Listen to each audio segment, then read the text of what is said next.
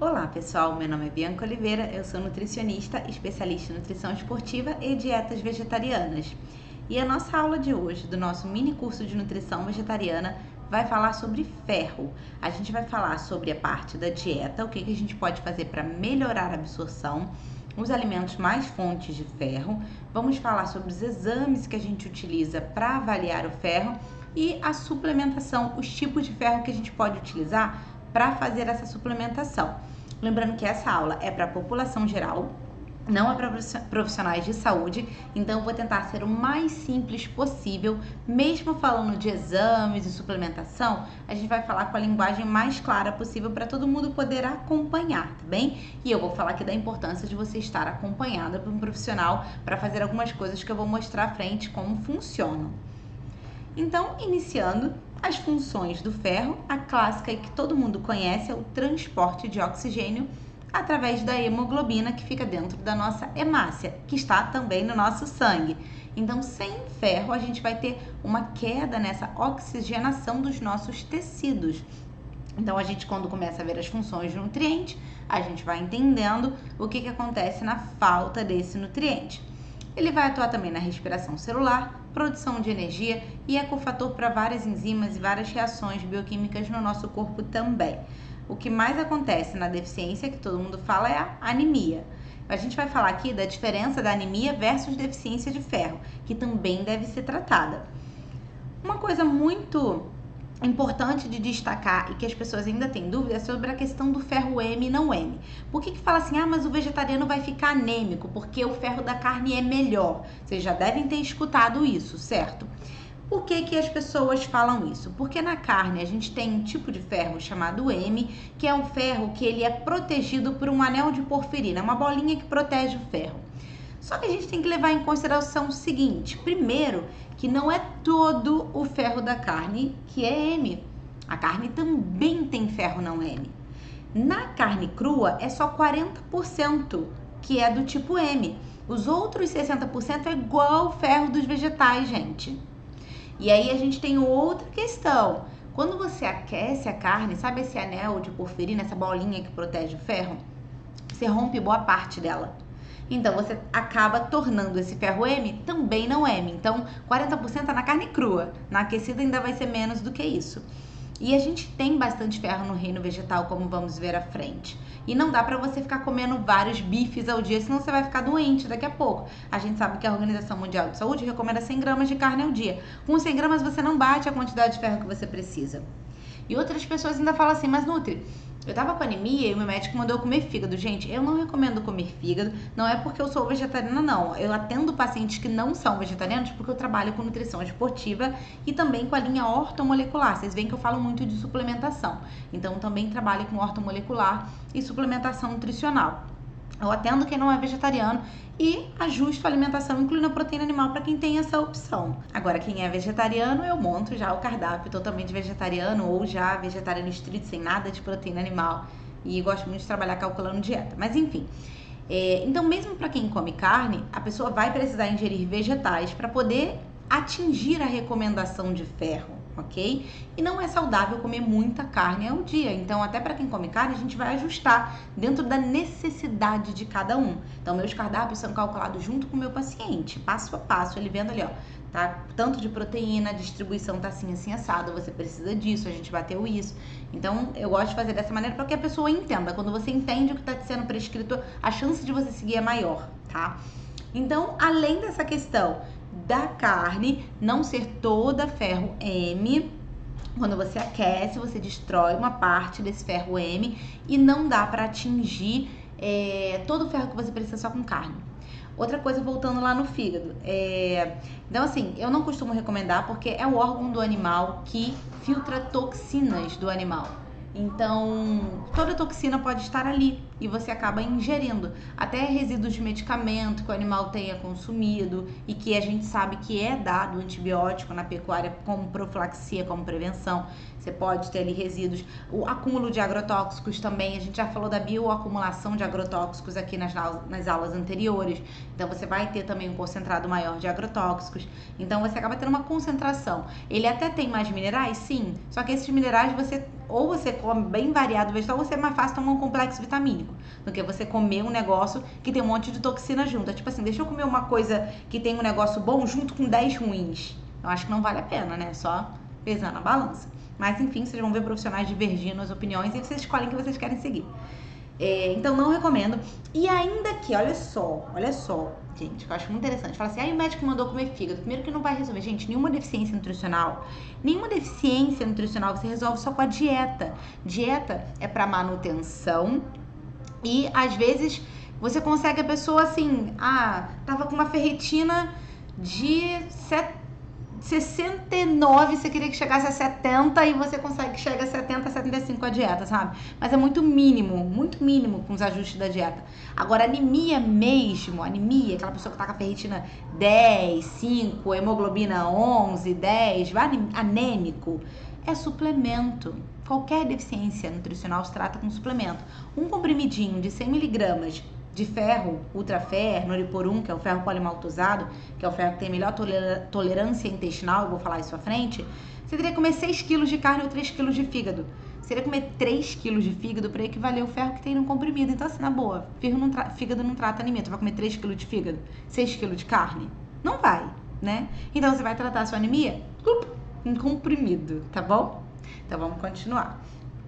Então, ainda tem a questão que eu não falei aqui da absorção, que não é tão diferente assim, tá? A absorção do ferro da carne para o ferro de origem vegetal, uma pequena diferença. A recomendação de ingestão. Para quem é vegetariano, a gente tem uma recomendação que se ingira 80% mais do que quem não é vegetariano. Isso leva em consideração aí essas questões do ferro M, não M, biodisponibilidade, de ser um pouco menor, 8% menor aí do que na dieta onívora. Então, a gente tem essa recomendação de ingerir um pouco a mais, tá bom? Não vou meter aos cálculos, eu quero que todo mundo acompanhe aqui de maneira bem simples. Então, a gente já viu que o ferro da carne não é tão M assim, que a diferença na biodisponibilidade, a taxa de aproveitamento, tá? Quando a gente fala de biodisponibilidade, a gente está falando da taxa de aproveitamento desse nutriente. Esse aproveitamento é 8% só a menos. Mas ainda assim, vamos ver se esse ferro M ele é realmente benéfico. Será que o ferro da carne ele é bom mesmo, esse ferro do tipo M? Eu trouxe alguns trabalhos aqui que mostraram que o ferro M parece estar associado a aumento do risco de doença cardiovascular. Aí os trabalhos questionam ainda as hipóteses do porquê isso aconteceria. Eles questionam lá que poderia ser o aumento do estresse oxidativo, oxidação do LDL colesterol, que a gente sabe que o LDL colesterol oxidando na tua artéria vai formar uma placa aterosclerótica e isso leva à incidência de infartos, apoptose celular e outros mecanismos ainda pouco estudados. Então, não é tão benéfico assim esse ferro do tipo M, ok? E aí a gente já falou da deficiência de ferro, que pode causar anemia, fadiga, queda de cabelo, são os sintomas mais conhecidos da deficiência de ferro. E o excesso também é ruim. Eu canso de falar aqui com vocês que a falta de nutriente é ruim, mas o excesso às vezes é até pior. Então, o excesso é muito nocivo. Eu só suplemento meus pacientes mediante a avaliação. Eu vou ver a sua ferritina, vou falar de exame mais à frente. Vou ver sua ferritina, sua PCR, seu índice de saturação de transferrina, vamos ver hemograma. Tá precisando? Ok, vamos tratar. Não está precisando? Não, vamos precisar suplementar, porque o excesso é pró-oxidativo e inflamatório, tá bom? Então, a gente só suplementa a pessoa que realmente estiver precisando suplementar o ferro. Algumas coisas influenciam para esse ferro ter a menor absorção na sua dieta. Então, se você quer melhorar o seu ferro com a dieta, você tem que se ater a essas coisas aqui. Quais são elas? Quem suplementa muito cálcio, junto com as refeições ricas em ferro, a absorção do ferro vai cair. Pode cair em torno da metade. Então, às vezes, a pessoa tá tomando cálcio, passado pelo médico ou nutricionista, não recomendo que se tome perto do almoço ou do jantar. Toma perto do café da manhã, lanche da tarde, porque almoço e jantar é o horário que tu mais come ferro. Então, se você suplementa cálcio ali, você vai atrapalhar a absorção desse ferro. Isso a gente tá falando de suplementar cálcio. Agora, a gente não tá falando de você botar um gergelim na tua salada, porque o gergelim tem cálcio, só que a quantidade de cálcio que tem no alimento não é tão alta igual a de um suplemento. Então, não tem tanta competição assim quando você consome ferro e cálcio numa refeição via alimento, porque são todos em dosagens mais basais. Mas quando você pega e coloca um suplemento de cálcio, que é de 500 miligramas, ou às vezes até mais, numa refeição que tenha ferro, aí sim a dosagem do cálcio vai atrapalhar essa absorção do ferro. Outra coisa é a baixa acidez estomacal. Quem toma esomeprazol, pantoprazol, omeprazol, os prazol tudo da vida, eles atrapalham, eles reduzem a acidez estomacal e com isso reduzem a absorção não só do ferro, mas também de outros nutrientes como a vitamina B12, igual falamos aqui. Então, quem toma esse tipo de medicamento tem que fazer painel micronutricional com o nutricionista que trabalha com suplementação e ortomolecular para ver o que pode estar inadequado ali, que pode estar atrapalhando o seu rendimento no trabalho, no treino, cognição, no dia a dia. Porque às vezes, gente, a pessoa tá procurando doença onde não tem. Às vezes a pessoa acha até que tá entrando em depressão porque ela tá muito fadigada, muito cansada, mas às vezes ela tem uma deficiência de vitamina D, zinco, vitamina A, magnésio, B12, ferro, não sabe. Então dosa e avalia isso, certo? E trata na dosagem certa, pelo tempo certo, de maneira bem gerenciada. Cada paciente funciona com uma dosagem, gente. Isso não vale só para ferro, isso vale para tudo, tá bom? A gente até tem as dosagens mais recomendadas, por exemplo, B12 geralmente 500 é para a maior parte das pessoas, mas uma boa quantidade de pessoas vai precisar de muito mais do que 500, a gente já falou aqui. Mesma coisa do ferro, tá bom? Polifenóis presentes nos chás. Esses polifenóis podem sim diminuir a absorção do ferro da sua alimentação. Então, não é recomendado tu tomar chá ou café depois do almoço, porque os polifenóis podem diminuir a absorção do ferro. Espera pelo menos uma horinha e você pode tomar teu chá aí depois da refeição. Isso vale para chá gelado também, tá? Eu tomo ice tea, tomo chá preto, chá mate junto com a refeição geladinho com gelo. Também vai atrapalhar. O ácido fítico, ou seja, os fitatos presentes nas leguminosas, a gente já falou aqui isso aí lá na aula de zinco. Então, fitato também atrapalha a absorção do ferro, mas aí a gente coloca lá de molho, grão, na bacia com água, 12 horas, trocando a água de 8 em 8 horas. Pode ser mais do que 12 horas, bem válido. Já falei que a temperatura ambiente não é na geladeira. A geladeira, o grão adormece e a passagem do fitato fica desacelerada, então é a temperatura ambiente, joga aquela água fora, não adianta nada você cozinhar com a água que tu deixou de molho depois e cozinha com uma nova água. Aí você vai eliminar o fitato que tá nesse grão para a água e aí você já tem uma absorção melhor do ferro, do zinco, de outros nutrientes. Caseíno-fosfopeptídeos também atrapalha a absorção do ferro, isso está presente em leite e ovos. Então, por exemplo, você comer lácteos junto com a refeição, inclusive, lácteos tem uma quantidade mais alta de cálcio do que você consumir uma colher de sopa apenas de gergelim ou algo assim, tá? E aí você pode também ter uma competição do próprio cálcio do leite atrapalhando a absorção do ferro. Então, tem gente que dá Danoninho pra criança de sobremesa do almoço. Não é legal, porque aí é muito cálcio depois da refeição. Então, se você não é vegano ou vegetariano estrito e consome lácteos, evite que esses lácteos sejam junto com a refeição. Botar queijo em cima da tua salada, isso vai atrapalhar a absorção do ferro. Então, isso é para refeições distantes do almoço e do jantar. Doses elevadas de suplemento de zinco vai atrapalhar a absorção do ferro. E aí, se for na forma quelada, talvez isso já não aconteça. Então, é muito importante, se você vier suplementar ferro e zinco, que o teu profissional coloque todos na forma quelada para que eles não venham competir. Processos inflamatórios também e deficiência de vitamina A parece prejudicar a mobilização hepática do ferro e alguns outros mecanismos também, mas não a absorção. Você absorve o ferro, mas parece que você não consegue tirar ele bem da ferritina quando há deficiência de vitamina A. Então, eu já falei até na aula de zinco que a deficiência de vitamina A atrapalha a conversão do beta-caroteno para zinco e também vai influenciar para o ferro. Falei que zinco, ferro e cobre andam muito juntos e a vitamina A também tá nessa tríade aí, tipo assim, lá de stand-by, mas também mexendo no jogo. Então é muito importante a gente dosar a vitamina A também. Para quem tem anemia de repetição, gente, eu avalio sempre ferro, zinco, cobre e vitamina A. Isso é muito importante, tá bom? Oxalato vai atrapalhar a absorção do ferro bastante. Esse oxalato tem em vários alimentos, na salsinha, no espinafre, gente. O espinafre, ele tem muito ferro sim, ele é riquíssimo em ferro, mas você não absorve quase nada do ferro do espinafre, porque ele também tem muito oxalato. Então, o oxalato atrapalha muito, nem 4% do ferro do espinafre é bem absorvido. Então, é muito importante não consumir um alto volume desses alimentos ricos em oxalato. Não é que você não possa consumir esses alimentos, gente. Você deve colocar ele preferencialmente, eu gosto muito de espinafre e gosto de botar espinafre no suco que eu tomo de manhã, tá tudo bem, tá no suco. Mas se você colocar todo dia no teu almoço espinafre, isso pode estar atrapalhando aí a absorção do ferro continuamente, e isso sendo continuamente vai atrapalhar e te causando anemia. Mas se você vai comer espinafre uma vez na semana, gente, tá tudo bem, calma, não surta, não arranca o cabelo. Eu não falei que você não pode comer espinafre. Eu falei que é para evitar que você consuma em alto volume com muita frequência. Então, se você gosta, consome uma vez na semana, evite consumir todo santo dia espinafre. Aqui a gente poderia destacar os mais ricos em oxalato. Eu colocaria aqui acima de 500 miligramas a cada 100 gramas. Então, a carambola, a salsinha, a beldroega, a mandioca, amaranto. Lembrando que a mandioca, quando a gente cozinha, a gente elimina boa parte desse oxalato. O oxalato, ele passa bem para a água. Então, por exemplo, se você escaldar o espinafre, pegar uma panelinha com água, ferver ele ali, o oxalato vai passar para a água. E aí você joga aquela água fora, mas na boa, que depois você vai comer um espinafre todo murcho, escaldado na água. Eu acho essa técnica, tipo assim... Eu nem recomendo que meu paciente fique fazendo isso, porque fica muito ruim, entendeu? Assim, não fica muito bom. Você ferve o troço, depois você vai refogar o troço já fervido. Mas a quem gosta, não tô aqui pra julgar. Se você gosta do espinafre fervido na água e depois joga na frigideira para refogar ali no alho, tudo bem, que aí você tirou boa parte do oxalato. Mas quando eu vou comer espinafre, eu como bem de vez em quando, eu faço na frigideira refogadinho com alho, azeite, cebola ali. O negócio ficar gostoso, não o negócio ficar mochibento, aguado, molhado, né? Mas, ok.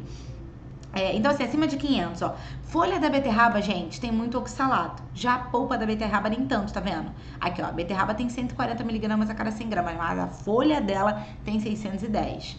Olha como é que a couve tem pouquinho, tá vendo? Tem verde escuro que quase não tem oxalato. A couve só tem 20 miligramas a cada 100 gramas. Salsão 190, chicória 210, cacau em pó 200, agrião 300. Eu colocaria aqui como uma alta quantidade esses aqui que estão acima de 500 da nossa listinha, tá? Se você quiser consultar essa tabelinha, no Brasil a gente não tem nas tabelas oficiais aqui do Brasil, nem TACO, nem IBGE, a gente nem Unifesp, a gente não tem. Mas tem no site oxalate.org. Aí tá em inglês, geralmente, mas o Google Tradutor tá aí para isso. Você joga o nome do alimento lá, copia e cola aqui e ele vai aparecer aqui a quantidade de oxalato que tem nesses alimentos. Então, não surta, tá? Então, você pode priorizar os verdinhos escuros que tem um teor menor de oxalato, como a couve, aqui o agrião, salsão, chicória, né? E o espinafre, a folha da beterraba, ser uma coisa com menor frequência. Agora, alguns fatores aumentam a absorção desse ferro, dentre eles os aminoácidos sulfurados que tem no feijão. Então, o feijão já tem ferro, já tem aminoácido sulfurado, já foi aí. A vitamina A e o beta-caroteno, isso parece ser pelo fato de que a vitamina A vai influenciar para a parte da mobilização do ferro e não necessariamente na biodisponibilidade do ferro em si. Alguns ácidos orgânicos presentes nas frutas, então a fruta, além de ter vitamina C, que também melhora muito a absorção do ferro, tem ácidos orgânicos que também fazem esse papel. Então é bem legal você consumir fruta depois da refeição. Agora, se você for consumir suco de fruta e você bota açúcar no suco, é melhor você não consumir não, tá? Eu já falei aqui como o açúcar não é interessante para nossa saúde, aumenta aí a tua glicose, é inflamatório, enfim, várias outras questões. Então, açúcar não é legal. Se você vai consumir fruta na refeição, que seja a fruta ou um suco de fruta sem açúcar, tá? A fruta espremidinha ali no copo. E aí a gente pode depois voltar nesse assunto do suco, eu não recomendo muito suco não, a fruta é mais interessante. O fruto oligosacarídeo, que é um tipo de fibra muito interessante e que ela mobiliza a nossa flora intestinal. A nossa microbiota intestinal é influenciada por várias coisas da nossa dieta. As fibras melhoram, aumentam as bactérias boas, que também vão desinflamar o nosso corpo através da produção de substâncias como ácidos graxos de cadeia curta. Isso eu falei aqui na nossa aula de benefícios da dieta vegetariana. Então, esses alimentos também vão ajudar, e a vitamina C, que a gente já falou aqui, que é uma vitamina mais termossensível, tá? Então, a gente tá falando da fruta fresquinha, não de geleia de fruta, por exemplo. E aí estão os alimentos ricos em ferro para você priorizar esses alimentos, que são os mais ricos nesse nutriente. A espirulina em pó, gente, ela tem 28 miligramas a cada 100 gramas, mas a espirulina a gente consome uma colherinha de sopa, consome pouco, mas vai ajudar. Se for uma colher de sopa de 10 gramas, vai ter 2,8 miligramas de ferro. Considerando lá que o homem tem que ingerir pelo menos 7 miligramas, então, você já tem 2,8. A mulher 14, você já tem 2,8 que somaria. Porém, gente, com relação à espirulina aqui, eu particularmente não recomendo que você compre espirulina em pó sem saber de onde vem, porque pode haver contaminação por metal pesado. Então, isso é muito importante você saber a origem dessa espirulina, da clorela também, para evitar contaminação por metal pesado. E aí seu profissional pode indicar as marcas, eu não vou falar de marca aqui hoje não. O gergelim também tem bastante ferro, então a sementinha dele torradinha, o tahine, você pode usar ela como farinha, várias formas você pode usar esse gergelim. Semente de abóbora, e aí gente, vocês vão ver que toda aula minha eu falo das sementes, porque realmente elas têm bastante minerais. E acaba ajudando tanto no cálculo da proteína quanto no cálculo desses minerais, além de agregarem também antioxidantes. Então, semente é muito boa para a tua saúde. Tem fibra, que tem ação anti-inflamatória, nós já falamos aqui através da nossa flora intestinal. Tem antioxidantes, tem vitaminas, minerais e proteínas também. Então, coma mais sementes, tá? Por isso que o passarinho voa, que ele come semente, é um alimento muito bom. Damasco seco também é uma boa fonte, mas também não se pode consumir um volume muito grande, que ele é mais calórico. Aqui o grão de bico, a salsinha, eu coloquei eles crus, porque eu puxei na tabela de alimentos eles na forma crua, porque a gente sabe que quando você aquece o alimento, às vezes você acaba perdendo minerais por uma questão da passagem ali pela água que se perde do alimento. A linhaça, aveia, melado de cana, mas assim, melado de cana é muita glicose, gente. É mais assim, eu vou por um pré-treino, eu vou correr, ou eu vou treinar pesado. E se comer uma banana com melado, tudo bem, mas tu comer melado de cana e sentar, né, você tá pedindo para virar gordura. Então tem que saber com o teu nutricionista onde colocar esses alimentos e se realmente tem necessidade. E aí ele vai distribuir isso na sua dieta. Então ervilha, feijão branco também tem bastante. Tofu, eu coloquei a beterraba, eu vou chamar a atenção aqui de duas coisas para essa tabela. Eu coloquei a beterraba lá no final, ó, tá vendo? A cada 100 gramas de beterraba você tem 0,8 miligramas de ferro. Pô, na linhaça você tem 5,7 miligramas. Beterraba não tem ferro. Não tem uma quantidade alta de ferro. É mito, gente, porque as pessoas acham que a beterraba é vermelha, então a beterraba trata anemia. Não, isso aí é um dito popular muito errôneo. Tá bom? Que nem comer fígado trata anemia. Já falei que você vai ter que comer 3 kg de fígado para fazer o equivalente a um comprimido de ferro. Então, não trata. Beterraba não é fonte de ferro, ok? Tá junto comigo? Então, legal. Uma outra coisa que eu quero chamar a atenção na nossa tabelinha é o espinafre.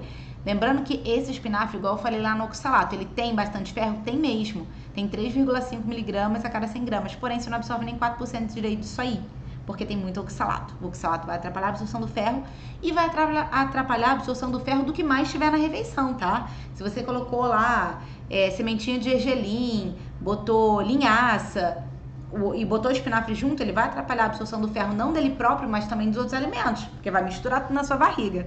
Então, é bem importante levar isso em consideração. Então, pessoal, dá pausa aí, tira print, né, dessa tabelinha de alimentos aí. Uma coisa bem interessante para eu destacar é a panela de ferro. A panela de ferro é aquela panelinha bem antiga, pesada, que dá um trabalho para você lavar, para guardar. Não adianta botar em armário de MDF, que daqui a pouco faz aquela barriga, né, no armário de MDF, aquela pesada. Não é muito comum o uso dela. Quem tem vós, bisas aí, talvez elas tenham uma panelinha dessa, e se elas tiverem, fala, vó, me arruma uma panela dessa aí, porque essa é boa. Eu tô falando panela de ferro fundido, não é a de alumínio fundido. A panela de alumínio fundido, ela também é pesada, mas ela é cor de alumínio, metálica, prata, prateada, tá? A de ferro é preta mesmo, igual essa daqui da foto que vocês estão vendo. A panela de ferro, é liga de ferro. E esse ferro, gente, passa pro alimento. Só que tem que ter muito cuidado com algumas coisas aqui dessa panela. Ferro oxidado, aquele ferro enferrujado, é extremamente tóxico para a sua saúde. Então, essa panelinha, na hora de você guardar, você tem que lavar, secar muito bem. E se você não for utilizar por um bom tempo, você ainda pode busuntar com um pouquinho de azeite por dentro, com um papelzinho, para proteger essa panela da oxidação. Porque se você vê ferrugemzinho ali, isso é nocivo à saúde. Se você tem uma bem velhinha que já está enferrujada, você passa a esponja de aço, arranca aquele ferrugem todo ali, aí lava muito bem e depois seca e passa um azeitezinho ali para proteger ela da oxidação. Então, não pode deixar a panela oxidar, tá bem? Isso é bem importante. Então, esse trabalho aqui é bem interessante, mostrou que a hemoglobina das pessoas aumentaram utilizando panela de ferro. E esse outro trabalho mostra o quanto de ferro se desprende da panela para o alimento. Preparações mais ácidas tendem a passar mais ferro para o alimento. Eu já não recomendo você guardar a comida nessa panela, porque aí ela, por estar com umidade, pode oxidar o ferro da partezinha de fora. Recomendo você cozinhar, depois transferir para um recipiente de vidro e guardar na geladeira. Você pode ter uma panelinha de ferro, não precisa ter o jogo de panela de ferro, que a logística não é muito boa, ocupa muito espaço e é bem pesada. Outra observação que eu falei na nossa aula de zinco e eu falei um pouquinho mais aqui à frente também. Ferro, zinco e cobre são uma tríade muito importante. Eles se comunicam a todo momento no seu corpo. Às vezes eu pego no consultório pessoas que tem o ferro baixo e aí a pessoa também tem o zinco baixo ou o cobre baixo ou um deles alto. Às vezes um tá ganhando na competição, aí você pega o cobre da pessoa, tá altíssimo, tá em 180, 200 e ela nem tomou suplemento de cobre. E o ferro e o zinco tá baixo, claro que vai estar baixo, o cobre tá alto. Então a gente tem que avaliar isso aí dentro da tríade, é o que eu faço, isso é muito importante. Além deles competirem por sítio de absorção, serem absorvidos no mesmo lugar, um reduz a absorção do outro, e aí, quando a gente suplementa na tríade, eu geralmente ponho na forma quelada para não haver mecanismo de competição.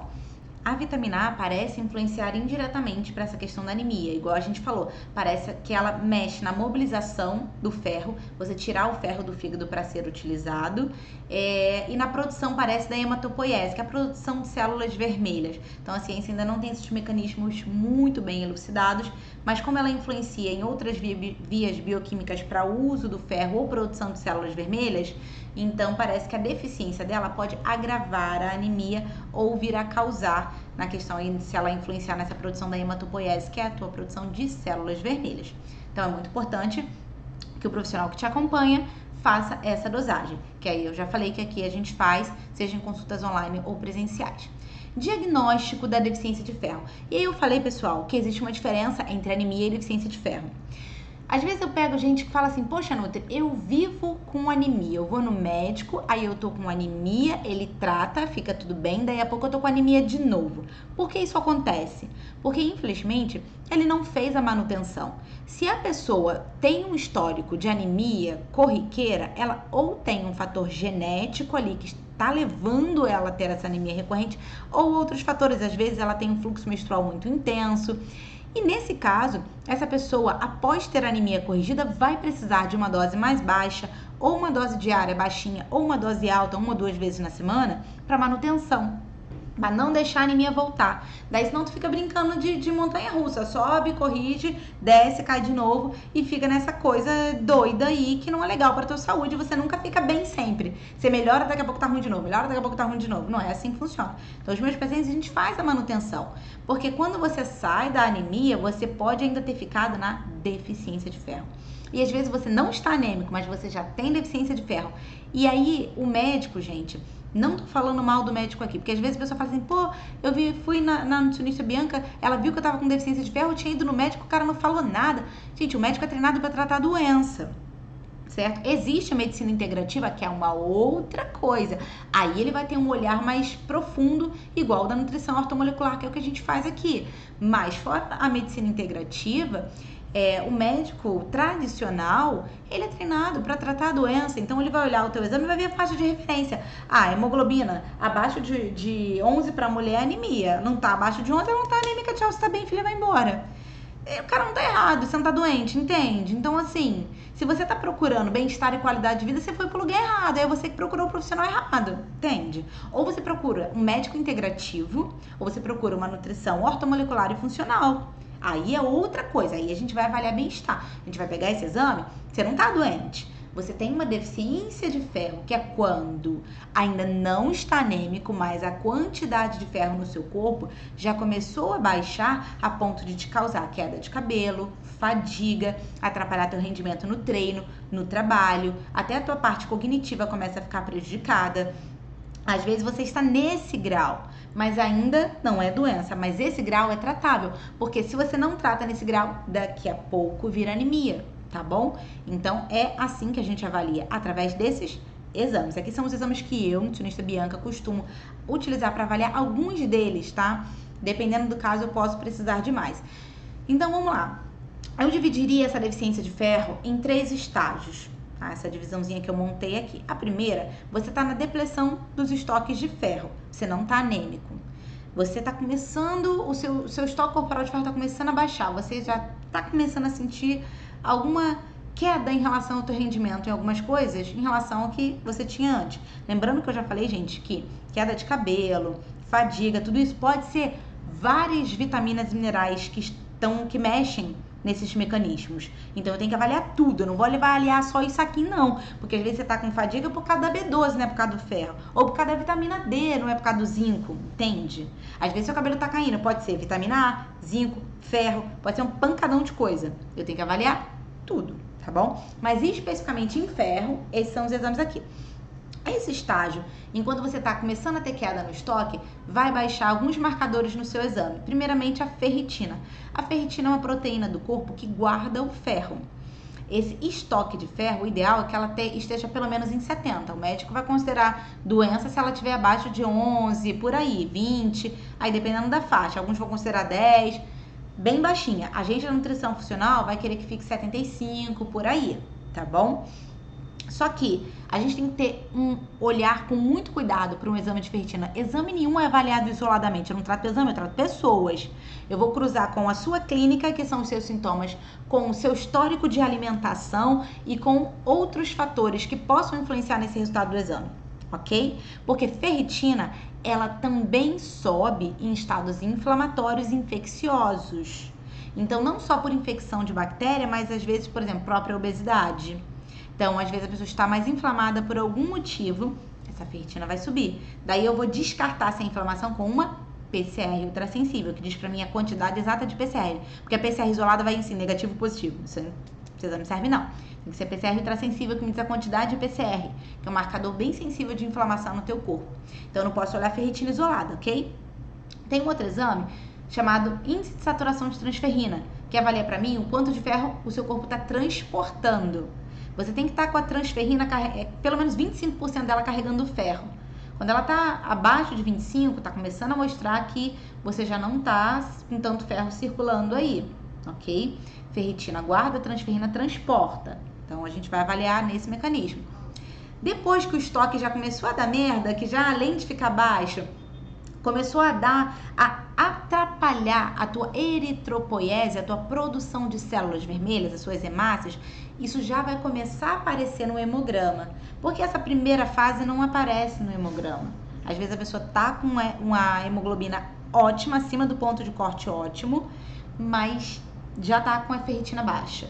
Depois que essa ferritina foi baixando mais, além do exame de ferritina se modificar, o hemograma começa a me mostrar um RDW aumentado. Esse RDW é o último marcador do teu exame de hemograma.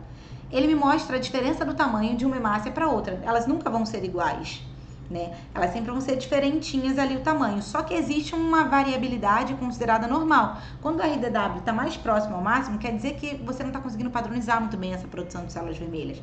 Isso pode não ser falta só de ferro, aí pode ser falta de B12 ou folato. É por isso que eu falei que eu não posso avaliar um exame isolado. Eu vou ter que ver seu ácido fólico, sua B12. B6 mais B6, eu já expliquei aqui lá na aula de B12 por que eu não doso, eu vejo pela homocisteína e por eliminação, eu vou por eliminação dos outros micronutrientes. Então, eu não posso olhar esse RDW isolado e falar que é ferro.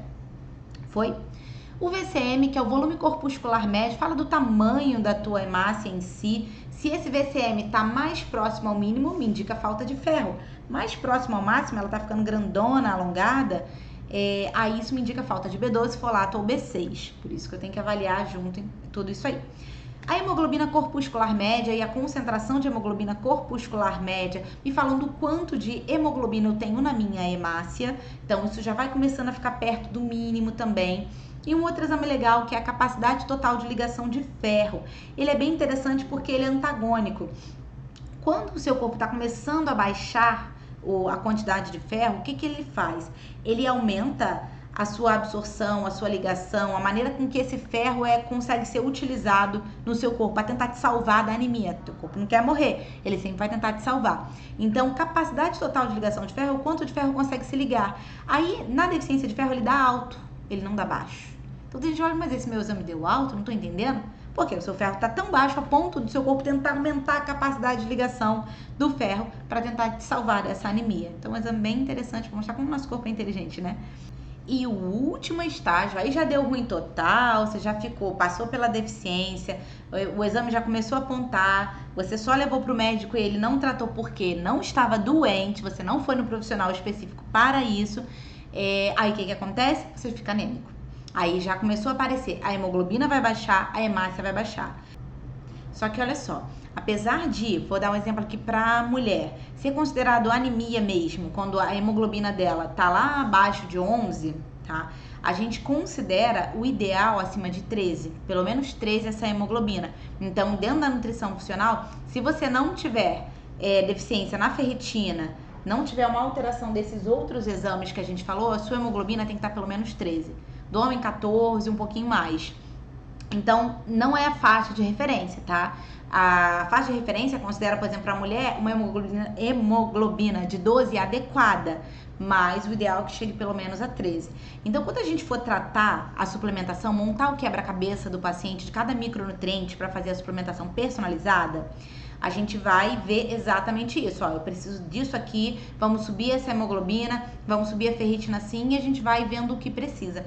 E eu já falei aqui que anemia, deficiência de ferro se trata com um suplemento de ferro. O alimento não vai ser suficiente para tratar isso aqui não. Para conseguir levar uma ferritina de 10 para 70, dificilmente você vai conseguir, tá bom?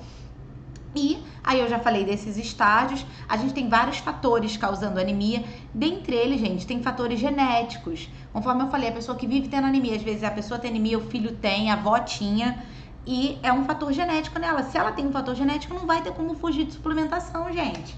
Vai suplementar. O excesso de ferro é pró-oxidativo inflamatório? Sim, mas o excesso, o que é excesso? Depende. Se eu tô com uma hemoglobina bonitinha, 13,5, uma ferritina de 100, tomo suplemento de ferro de 100 miligramas, pra mim é excesso. Se você tá com uma hemoglobina de 11, uma ferritina de 10, pra você 100 não é excesso. Então o excesso depende de como que está o seu estado bioquímico. Entendeu? Então é para isso que a gente avalia os exames, para ver o que precisa suplementar. E gente, quando você tem todas as vitaminas e minerais funcionando no seu corpo muito bem, todas em quantidade ótima, você como que você funciona melhor em tudo. Tudo fica diferente. Seu corpo é uma grande máquina e as vitaminas são as peças. Não você fica com o corpo mal nutrido. Então, como que você quer que as suas reações bioquímicas funcionem da melhor forma possível, tá?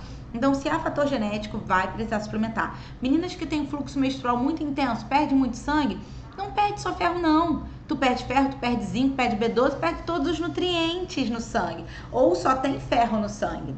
É claro que você perde as suas hemácias ali no sangue. Então, a necessidade é muito grande. Só que para fazer mais hemácia, você não usa só ferro. Tu usa cobre, tu usa vitamina B12, tu usa vitamina B6, tu usa ácido fólico, tu usa tudo. Então, se tem um fluxo menstrual intenso, quando a gente fazer o painel micronutricional, talvez vai precisar suplementar um pancadão de coisa. E aí a gente vai investigar, trabalhar a dosagem correta, pelo tempo correto, até chegar na fase de manutenção, certo?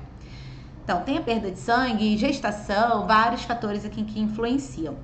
E aí eu destaquei já falando que a ferritina pode aumentar em inflamação e falei que o ideal é que ela chegue pelo menos em 75. Tem um outro exame que às vezes a pessoa vem pra mim no consultório já com o exame de ferro sérico, eu até olho, mas ele não descarta a ferritina não, porque o ferro sozinho não fala nada, ele fala da tua ingestão pregressa, de como que foi a tua alimentação nos últimos 2, 3 dias no máximo, mais especificamente até do dia anterior, porque ele fala o ferro livre, o quanto de ferro livre tem solto no teu sangue, ele não fala o quanto está estocado na ferritina. Então é um exame que sozinho não faz verão, os outros que eu falei são bem melhores. E aí, havendo deficiência ou anemia, vamos tratar, certo? Vamos suplementar para que você tenha mais disposição para o teu dia a dia. E aí, quando se fala em correção, isso aqui, gente, você não precisa aprender isso aqui, não. Isso aqui é o nutricionista que vai fazer ou o médico. Na anemia, o médico vai fazer. Na deficiência de ferro, geralmente ele não faz, tá? Mas o nutricionista ortomolecular e funcional vai fazer. Então, a gente faz aqui com meus pacientes. A gente vai utilizar de 3 a 5 miligramas de ferro elementar, é ferro livre, não tô falando do peso da cápsula, porque, por exemplo, eu gosto muito do ferro polimaltosado. A cápsula pesa 400 miligramas, mas tem 100 miligramas de ferro elementar, entendeu? É o quanto de ferro livre você tem ali. Você vai usar de 3 a 5 miligramas por quilo de peso até corrigir a anemia. Aí a hemoglobina foi subindo, subindo, subindo, legal. Isso pode acontecer em 1 ou 2 meses. Hemoglobina chegou no perfeito, daí você, continua até a ferritina subir também. E a ferritina pode levar até 6 meses para chegar no ideal. É por isso que eu falo com meus pacientes, falo, gente, a gente vai fazendo o exame, eu faço o primeiro painel completo, identifico as áreas de risco, a gente vai trabalhar a suplementação e depois vai fazer de novo daqui a 3 meses para reavaliar como você está. Depois que a gente já tá tudo perfeito, entrou na fase de manutenção, aí você vai fazer exame de 6 meses ou uma vez ao ano. Mas antes a gente vai precisar fazer isso com cada micronutriente. E achar dose, gente, é trabalho de Sherlock, tá? Né? Igual para todo mundo, não. Isso eu já falei aqui várias vezes. Se o paciente precisar de doses altas, vai ter que usar 200 miligramas de ferro ao dia porque tá com muita anemia, por exemplo, pessoa com insuficiência renal. Aí só suplementar ferro não vai funcionar, ela vai ter que tomar uma substância que faz a medula dela produzir hemácia. E aí a gente vai trabalhar junto com o nefrologista, tá bom? Precisando de dose alta, a gente vai precisar fracionar. Então, passou de 100 miligramas, geralmente se fraciona a dose. Então, quando é dose alta, o nutricionista não pode prescrever dose alta, ok? Mas aí a gente vai em parceria com o médico e dá tudo certo. E lembrando que vai precisar fazer manutenção em alguns casos, depois que subir isso aí. E aí, temos vários tipos de ferro, gente. Isso é muito importante ficar claro. Porque alguns, por exemplo, o SUS dá como sulfato ferroso. E outros são um pouquinho mais baratos, outros um pouquinho mais caros. O ferro que eu mais gosto, que eu vou mostrar pra vocês, é o polimaltosado. Só que o ferro polimaltosado, ele tem várias questões. Ele não tem para manipular em farmácia de manipulação, ele é comercial, é o ultraferronuriporum, tem de gotinha, então o nutricionista poderia prescrever na quantidade de gotas até a miligrama permitida para ele, que é até 40 miligramas ao dia. Ou trabalhar em parceria com o médico, tranquilo, e aí você dá as 100 miligramas, 200 miligramas ao dia do comprimido, que é geralmente o que a gente faz aqui, enfim, quando tem essa questão da parceria. Então, assim, a questão do ferro polimaltosado é o que é o ferro, ele é o tipo de ferro que dá menos reação na pessoa. Ele tem absorção mais lenta, então geralmente não causa enjoo, não dá nenhuma irritação estomacal. Pode ser utilizado com alimento, sem alimento. Quero tomar depois do almoço, tá tudo bem. Quero tomar em jejum, também tá tudo bem. A frequência de efeitos adversos dele é bem menor, então aquele enjoo, mancha em dente, tudo isso é muito pequenininha. O segundo melhor ferro, que eu diria, é o ferro quelado. Tem o ferro carbonila também, que também é um bom ferro. O ferro quelado, só que assim, é um ferro, ele já tem para manipular, ele tem uma vantagem, porque como ele tem para manipular, quando a gente vai trabalhar ele em dose basal, por exemplo, dose de manutenção, ou então a pessoa já tá com a hemoglobina boa, mas tá com uma ferritina 40. 30 miligramas de ferro, às vezes já dá conta de terminar de chegar a ferritina para 70, entende? Aí eu vou usar o quelado, por quê? Na dose mais baixinha, ele às vezes não causa enjoo, mas na dose mais alta, aí ele tende a causar enjoo, entendeu? Não é em todo mundo. Aqui, os estudos sugerem em torno de 30% das pessoas, e eu vou te dizer, na prática clínica, eu atendo há mais de 10 anos, é mais ou menos isso aí que me relata, Nutri, me deu um enjoozinho.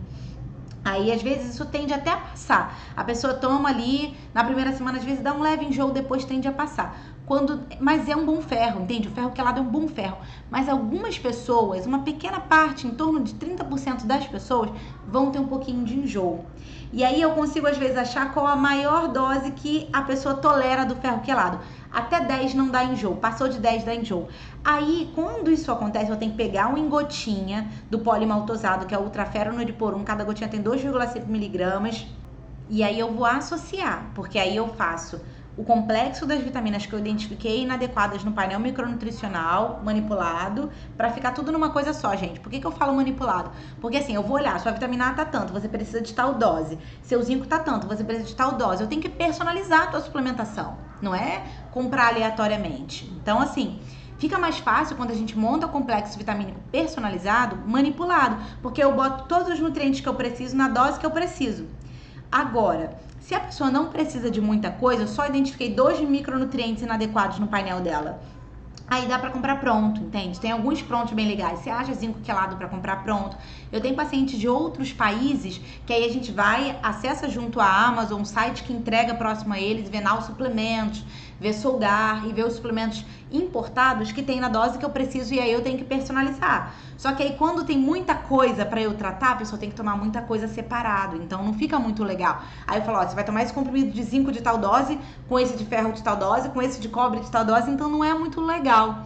Mas para meus pacientes que são de fora do Brasil, lá não tem para manipular. Estados Unidos e tudo mais. Você não consegue fazer uma suplementação personalizada numa farmácia de manipulação igual aqui no Brasil. Então eu trabalho com comprimidos separados. Mas aqui no Brasil, como tem essa vantagem da farmácia de manipulação, se for uma boa farmácia de confiança, aí o que eu faço? Eu pego e vou colocando cada nutriente que eu preciso na dosagem que eu preciso. Às vezes dá 2 receitas, porque tem coisa que tem que ser distante da refeição, tem coisa que tem que ser próximo, mas sempre que possível eu tento colocar uma coisa só para facilitar a vida da pessoa.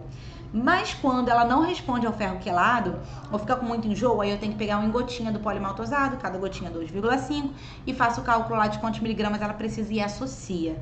Mas eu primeiro tento no quelado para evitar a fadiga, evitar o trabalho. Na vida da gente é muito corrida para você ficar pipocando coisa daqui e dali, entendeu?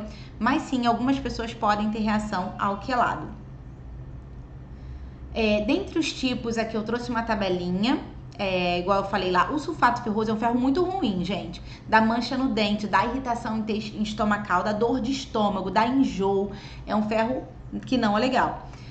Mas o polimaltosado é um ferro, assim, muito bom comparado aos demais, tá?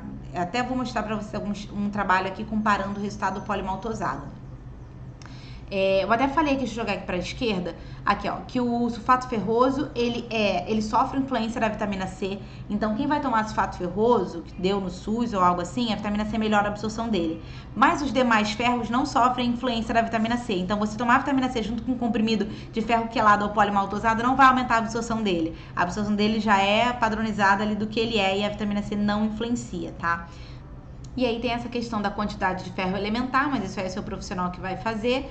E aqui tá o trabalho que eu falei que mostra como o ferro polimaltosado é melhor.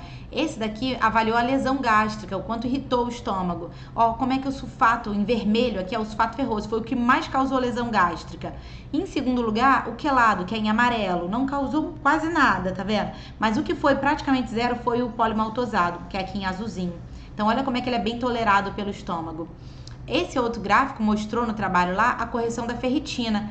O sulfato foi o que menos corrigiu em vermelho, em segundo lugar o quelado, corrigindo mais em perfeito estado, aqui o que subiu mais em azul, polimaltosado. Então é o ferro que eu mais gosto de utilizar. Então vários trabalhos que mostram a diferença de reações do sulfato versus o polimaltosado, como o polimaltosado acaba sendo melhor. Ele melhora mais a hemoglobina, tem menos efeitos adversos, então assim, é bem interessante. O quelado também é um bom ferro, tá? Eu gosto muito de utilizar ele quando associado em complexos vitamínicos, mas quando você precisa de dose alta, geralmente a gente vai pro polimaltosado mesmo. E aí, lembrando que cada pessoa vai responder com uma dose de manutenção. Tem gente que eu uso 5 miligramas, tem gente que a gente usa 40.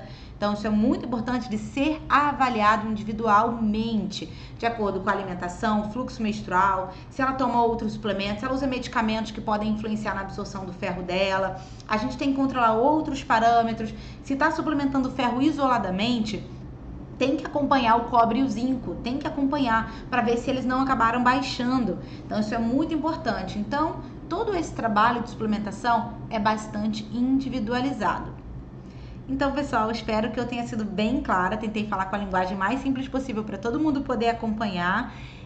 Guardo vocês aí na nossa próxima aula. Quem quiser agendar consultas para a gente fazer esses acompanhamentos, vocês podem mandar um direct aqui no meu Instagram, que é bianca.nutricionista, ou preencher o formulário de contato lá no meu site, nutricionistabiancaoliveira.com, ok? Enviar também um WhatsApp, que tem lá no meu site o acesso. E aguardo vocês na nossa próxima aula. Tchau, tchau!